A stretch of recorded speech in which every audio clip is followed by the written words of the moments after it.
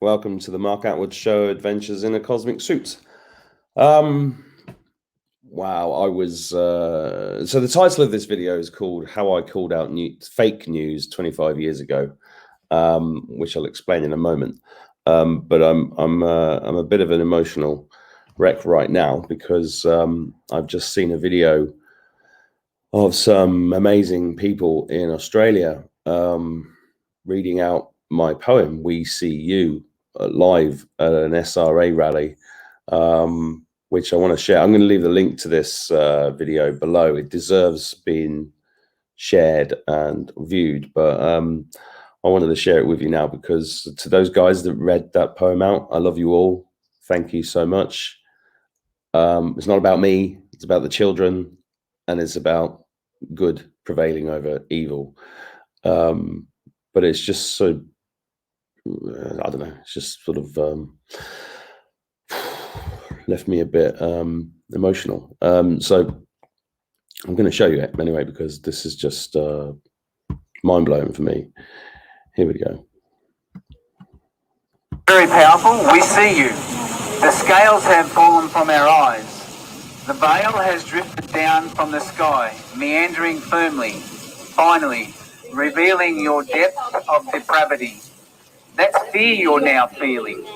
We see you. Your demonic bloodlust laid bare to see. The statue of filth on the BBC. The prince and the madam, the crisper spy. The islands of horror in the oceans lie. We see you. A billion souls stolen over the years. You hid them deep down to drown their tears. Perfect and innocent, God's own creations, mutilated by your sick machinations. We see you. Vlad the Impaler and his loyal descendants fleeing the palace from the 5D ascendants. The virus extracted, but give us time to peel back the layers of your heinous crimes. We see you. Run as fast as you can. Back for more orders from the Phoenicians clan. Out of White Rabbit, the looking glass cracked. Tipping point reached, odds against you now stacked. We see you. Pizza and hot dogs, pasta and sauce, your sickness decoded, your lack of remorse. Our slumber is over, our eyes not wide shut, for the children of Haiti, a knife to your gut. We see you. Ascension is powered by the light of the flare. Scramble like rats to the ruins of your lairs. It's over, it's over. Save our children, we cry. Revealed, reviled, it's your soul's time to die. We see you. Very powerful. And I think some of the group has shared Mark Attwood's clip on that one. Very powerful. Yeah. Those guys in Australia that did that are amazing, and not because they read my poem, but because they're having the board, like Jeanette Archer in London and all those guys everywhere that have been standing up for SRA, not for SRA, against SRA, well, highlighting SRA, because it is the key to all of this. And it looks like, you know, a small group of people. It doesn't look like many people, but and it always breaks my heart when I see things like that happening, and you see people just walking past, completely oblivious, no idea what's going on. But you know, it doesn't take a big percentage of the population to wake up, and this is really for change to happen. And this this honestly is not about me. This is about the importance of art, music, poetry, art itself. You know, memes. These are the things we're going up against. The biggest conglomerates in ever. You know, all of the media companies are owned by the same companies, right? they control everything. They control this platform. They control all the other platforms that we're all on. They control all the mainstream media. The same people that own them own all the companies that are producing the things that we shouldn't be touching, shouldn't be going anywhere near. They're brainwashing everybody. Well, not everybody. Some of us are not brainwashed.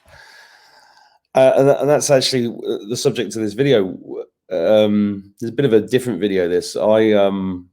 I was reminded of a thing I did 25 years ago, which was a TV show. I was commissioned to. I'll tell you the backstory. I got together with a couple of really amazing guys. I won't name their names because they might not want to be associated with me anymore. But there was a music festival in Manchester. I think it was in '96 or '95, called In the City, and we were laughing one night because basically every venue was open 24/7 for a week, I think. And but you couldn't. The locals couldn't get in to the venues. It was like the whole music industry moved from London to Manchester for a week. And the locals were pissed off because they weren't invited to a lot of these venues. And this was a festival started by Anthony Wilson, who was, if you've ever seen the film 24-Hour Party People, which is a fantastic film, produced by Steve Coogan and Henry Normal, which is about the music scene in Manchester in the early 90s, which was an amazing time. It was an amazing time to be in that city. And incredible musicians came out of it, like the Stone Roses and Oasis, even Happy Mondays, Paris Angels. Yeah, I met all these guys. I met a lot of these guys. In Spiral Carpets, fantastic time. Just the Hacienda, just an amazing time to be around.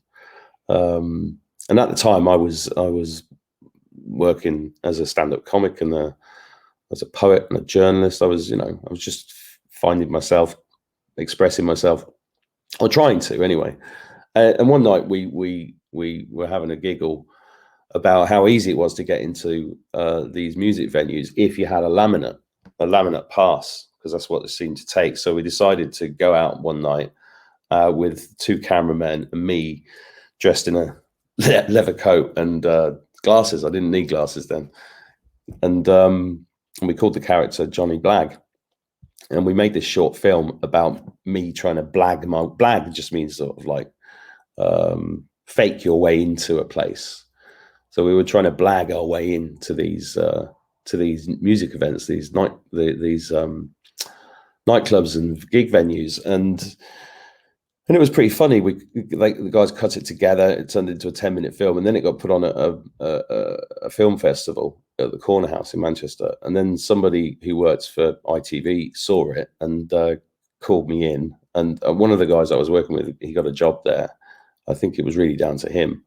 And then they asked me to present an art show as this character, John E Blagg. So I presented this. I did I presented this 45-minute art show about the Manchester Festival, which was really good fun with people like some dark people I now know, people like Joan Baez and stuff were performing in Manchester, and I had to do the introductions on this TV show. And then that got me, I got a column in the Big Issue, which is a paper for homeless people, raising money for homeless people.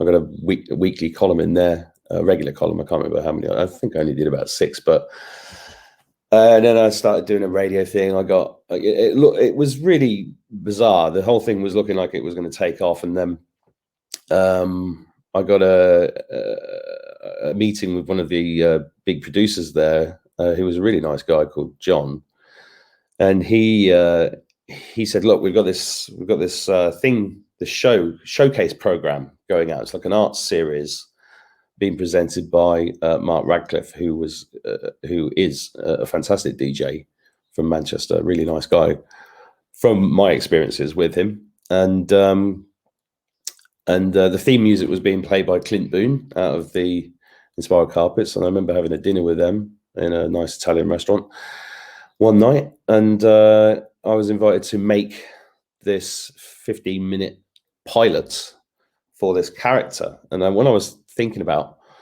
writing this character. This character was really kind of a young reportage, cocky, arrogant, idiotic journalist, TV journalist. So I came up with this idea that he was going to create a show called, he had a new series called The Hot Story with John E Blagg. I changed his name from Johnny to John E, just to make him more pretentious. And then we got so then we made this show, and the show that I made, the thing that I made was kind of like a documentary about him making the titles to his new TV show. And at the time, the reason why I want to share this with you is because I rarely watch this, but the other week I showed it to a friend of mine, and I was like, oh, this was nowhere near as bad as I thought it was. And so I'm gonna pull it up and just talk you through it, because it is it's interesting. It's interesting if you're a subscriber. If you're not, if you're gonna sit here and slag off the comedy, then go away, because I'm not really interested in that. So let's pull it up. It is also, I have to tell you, not great quality, and the reason for that is because it was made in 1996, and when I uploaded it to YouTube, I think in about I don't know, 2008 or something like that, all I had left of it was like a VHS that wasn't great quality. It had been sat in an attic or something for 10 years and was a little bit of a mess, but here it is anyway. I'll talk you through it as we go along. So here's the quality. Like I said, the sound. Please don't moan about the sound quality or the visual quality. I'm just going to talk you through it, and if you don't want to watch that, go somewhere else. But it is quite interesting. We can now add a fifth name, the roving Rottweiler that is John E Blagg. And the winner of the Pulitzer Prize for greatest human achievements in the field of investigative journalism is John E Blagg!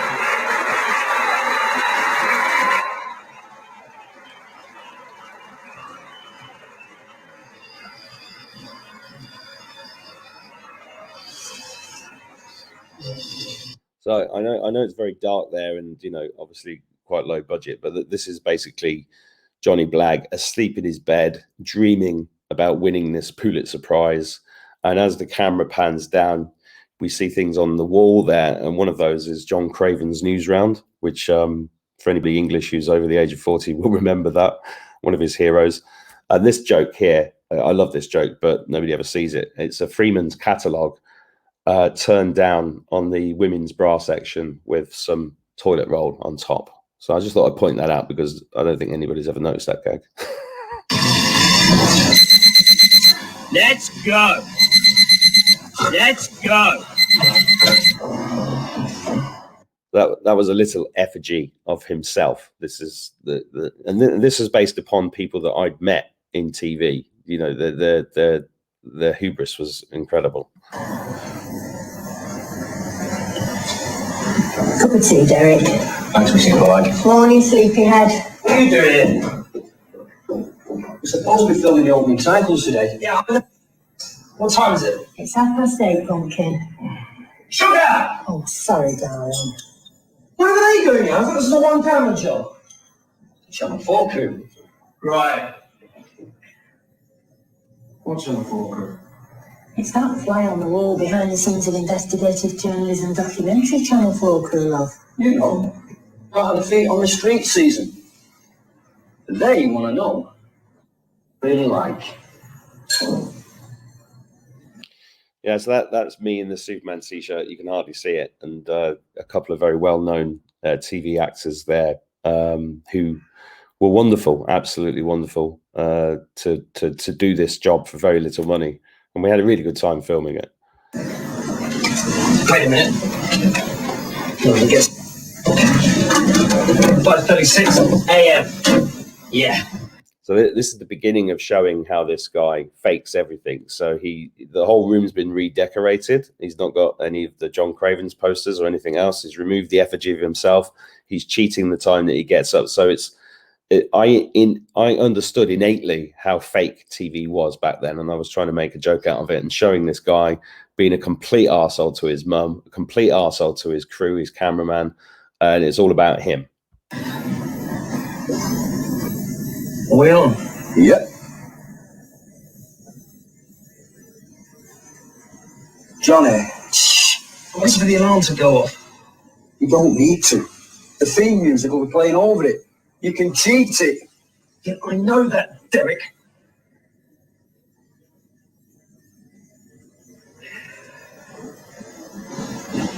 Anybody like a cup of tea? Get out, mother! I'm sorry, Patrick. Leave me alone.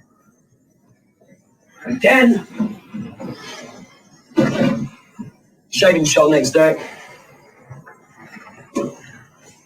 God, these things have been crap since they took the CFCs out. Why did they do that? Why do we need a shaving shot, Johnny? You don't win awards with stubble, Derek. All right. You mean like Michael Burke in Ethiopia? Yeah, true, Derek, true. But then Michael didn't have the luxury of a modern fitted bathroom, did he? It's the third world for you. Why don't this sodding thing work?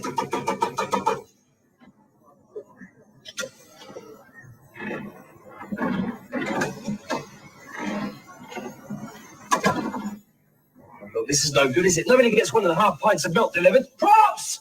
Sorry, chicken, sorry. Have you ever seen the titles to the time and the place, Derek? Yeah. Well, John Stapleton gets 2 pints of milk delivered. 2 full pints. Am I right? Well, I really wouldn't know, but if you say... 1 skimmed, 1 semi-skimmed. Lynn drinks semi-skimmed. John drinks skimmed. It might be the other way round. It doesn't really matter. The point is, John Stapleton's got choices! So you can see what a absolute arsehole he is. And funnily enough, that was filmed on the actual Coronation Street in Salford in Manchester. And for those that don't know, John Stapleton and Lynn Foldswood, they were, you know, this couple, a married couple that presented The Time and the Place, which was like a current affairs program. So his whole world is like in this celebrity miasma, bullshit miasma. And, you know, the way he talks to his mother, the way I love the way that she played that. She just completely ignored him and carried on. And a mother's love. And in this scene, she's going to talk about how this character, Johnny, funnily enough, she holds a picture of my real brother in this bit, which you won't really be able to see. That's just a side note. But she talks, the story that she's about to tell is based upon a true story about my great grandfather, who used to make wooden horses, like riding horses, in his shed, and he'd give them away at the village fete in my village when I grew up. And it always touched me how my pap used to do that as a kid. And I thought, what would Johnny do with that? So this explains the basis of this guy's awful character. Quite sweet, really. I've got this photo of him when he was little. Oh, you won't tell him I've shown you this, will you? He's so grown up now. Bless him. I said I wanted sugar! Well, obviously, Nationwide was his favourite. John Craven's News Round, That's Life for the Consumer Issues, and Cheddar's Place Pop. Oh, yes, he always wanted to be a journalist. I remember his first story. There was a lovely old man at number 28. George, his name was. He made these little wooden horses in his retirement, you know, and he used to sell them each year at the village fete for the church roof fund. Ah, the children loved them, and George. Well, Johnny discovered that George's horses didn't conform to British safety standards. He had him arrested. He died soon after. In his shed, that's it. You know who I am. I'm on television. Yes, that's a hyperactive. Well, it's his job, isn't it? I mean, he couldn't do it if he wasn't able to be, you know, pushy, could he? This place has got vermin. I'll have you closed down by the JSS. I'm sorry, I'm really sorry. It's interesting that because firstly, that line about, do you know who I am? I'm on television. That's an actual line from an actual celebrity that I knew that said that in a restaurant. I heard it. Can you believe people actually said that sort of thing? And that pub there was, I can't remember what it's called, Juice 92. That's where I actually had my wedding reception a few years later. And as I was, because we were filming live on the location, I go out the door and I shout, Derek, that's the name of the cameraman. And then these other people who were all drinking lager outside, they hear me shout Derek, so they all shout Derek at me, which is a very Mancunian sort of thing to do. Oh, yes. He drove his father mad. But they still let me... That's actually a great gag, lost by the sound dropout. I didn't write that one. He drove his father mad, but they still let me visit him. I just love that. I love that joke, so I just wanted to point that out. What are you doing here? Hey, I've been to interview your mother. Why? You're doing a documentary on Prince Charles. You wouldn't interview his mother, would you? Right, car shots. Let's go. So that's actually outside the old Granada TV Studios headquarters in Manchester, which is no longer there. And that building behind is known as the Actors Centre, where we used to rehearse plays back in the 90s. And there was a bar in there where all the Coronation Street crew, all the stories I could tell you, but I'm not going to do that here.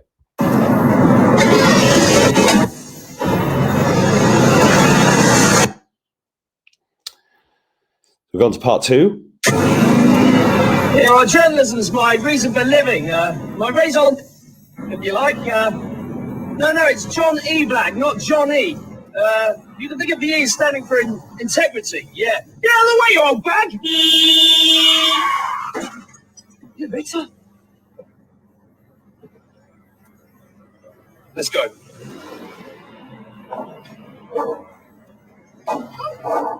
Jesus, Johnny. Right, running shots next. Sit there, Johnny, all the way. So you just basically see him do a hit and run on an old woman and just drive off because she's not important. Although he uses it to his advantage later. And now he's going to do the running shots because he's making the opening titles to this and he wants to come across as like an action man. So we had a bit of fun with this. Way back. Go on, back. See for the old sod of lesson. Keep going. Keep going. Keep going. Right, that'll do. From there. How's that? No, you'll have to do it again, mate. I lost focus. Way back. Right. 6 roll on this, that gets. That was a line thrown in by Bruce there, playing the cameraman. Look at the tits roll on this fat git. Which I'm pretty pissed off about because I was skinny back then. No, you'll have to do that again, Johnny. Them 3 people got in the shot, so you'll have to go all the way back. What? No, you can't do it from there. Go on, all the way back. Faster, go on.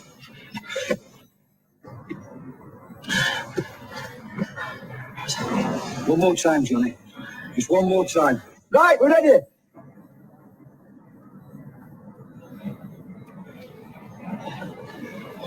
Keep going, Johnny.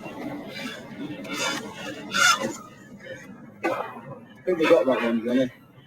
Yeah, I think that's it safe, mate. You all right?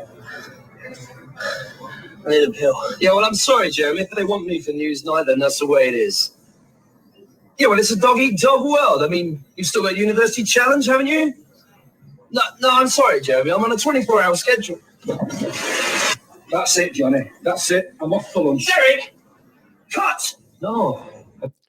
I can't resist a bit of slapstick, falling off a chair. I know I'm overacting to buggery in that, but I was referring to Jeremy Paxman, who was lead presenter of Newsnight for a number of years, like supposed to be a hardcore journalist, but, you know, funny how in the BBC, hardcore journalists transfer their celebrity into game shows and stuff like that, and how game show hosts then become newsreaders. It's funny. It's as if they're all performers, isn't it?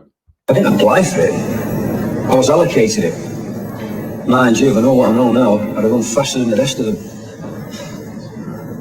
What are the worst things and good things about working with Johnny? Well, the worst things. Like, for instance, we doorstepping someone this afternoon. Now, that can be scary. Real scary. When I say impolite, I mean downright rude. And then, of course, is the violence. Jesus. I suppose his heart's in the right place. And the good things about working with Johnny.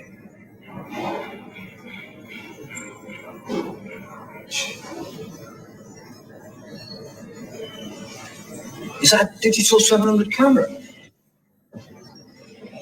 God, you get nothing like this working with Blagg. That was really designed, and I was never really happy with the effects that we did in post-production of that, because the idea was that what he was saying was so vile and horrible that it had to be fast forwarded because it was not fit for consumption by human ears. But Bruce did a great job of, I wanted to do that as if there was, you couldn't hear the interviewer, so you'd have to work out what the questions were.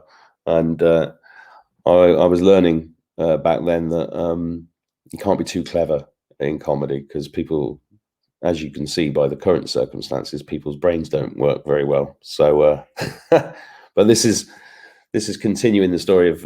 So we've led into the fact that he's going to be doorstepping, which is a term used in TV, journalism, when you just knock at somebody's door. And what he's about to do is a big setup. And there's a very interesting premonition that I put into the script here, which I'll explain in a minute. Oh, Johnny, this is Councillor Stanford's house. I know, let's go.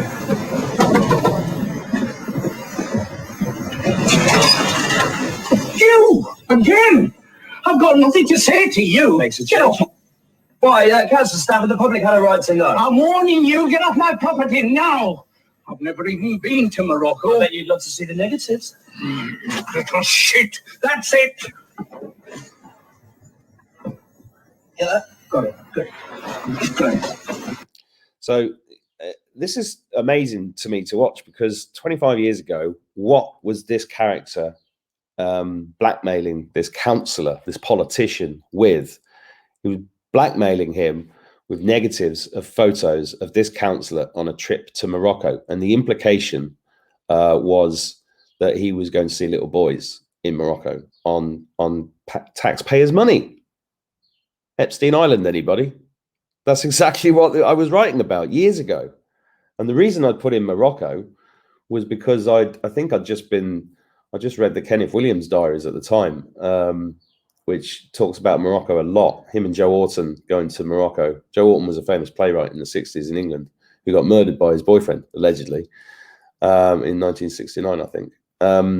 If you go and watch Prick Up Your Ears with Gary Oldman and Alfred Molina, which tells the story of Joe Orton. I'm writing about politicians going and having sex with young boys, and then this guy has absolutely no morals whatsoever. He's obviously setting this guy up, which is why he puts the thing in his mouth before he gets punched, because he wants him to punch him and he wants to get that footage. But the reason why it's interesting that I wrote about Morocco is because I had no idea then, but 12, 14, 15, 16 years later, I actually moved to Morocco for 4 years with my family, which is crazy.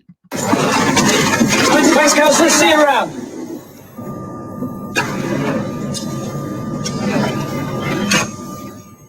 Hi, Derek. Any subtitles yet? Really? Where have you been, Johnny? I've been in here ages. I'll show you. So you probably can't see that, but that is an actual editing suite in ITV that Derek's obviously been sat in editing the titles while Johnny's been off doing God knows what. A widow from Wythenshawe was killed earlier today by a hit-and-run driver while visiting her daughter in hospital in central Manchester. That's not news. Old women die all the time. So obviously this is an actual news reporter from Granada TV, Hazel, I think her name was, and she was a good sport. She did this script with us and interviewed me. But what you can see here is Johnny. That's the woman that Johnny ran over earlier. He's killed her. He doesn't give a shit. Journalist John E Blagg was assaulted today by beleaguered councillor Harry Stanford in an unprovoked attack. And I spoke to Mr. Blagg moments ago. Well, Hazel, I went round to Mr. Stamford's to question him about allegations regarding council-funded trips to Morocco as an investigation for my new series of The Hot Story, which starts at 7:30 on Wednesday. Yes, thank you very much. So you're saying that Councillor Stamford actually assaulted you for no apparent reason? Well, I think the footage speaks for itself.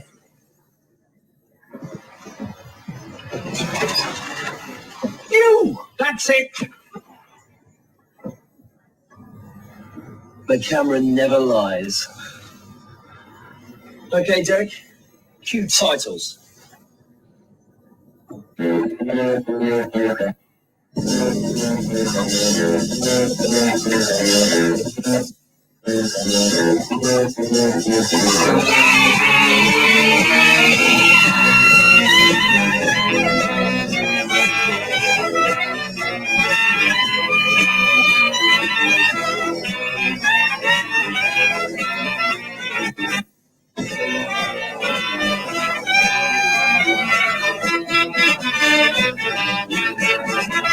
Let's go! Hey, great title sequence. So there you go. Yeah, me calling out fake news. It's funny that, isn't it?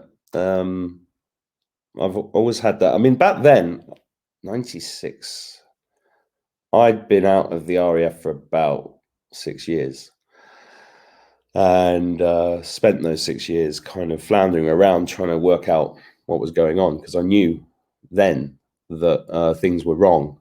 I knew then there was something wrong with the Royals. There was something wrong with the government. I knew the government was lying to us, but I didn't have any idea of how deep it went. I was just kind of, my innocence had been taken away, and my naivety was taken away, and I was obviously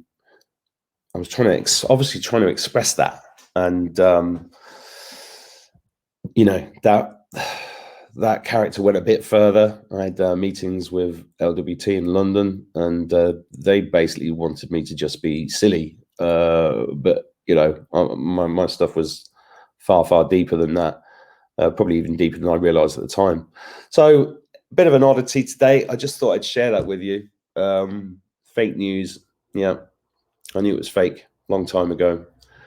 I've got other stories about that time, which I won't share on YouTube, that kind of, as you when you flash back in your life and you remember certain things, it's like, oh, it was right there in front of me all the time, but I didn't see it. And this is the thing, it's all about peeling back these layers and starting to see it, and you know, saying something about it. Back then I tried to say something about it on TV. I thought I was just making a comedy, but it was more than that. It was a statement, and of course that, you know, they didn't want to commission any more of that because I was slagging them off. So, you know, anyway, hope you're having a great day, and thanks for watching. I'll see you soon.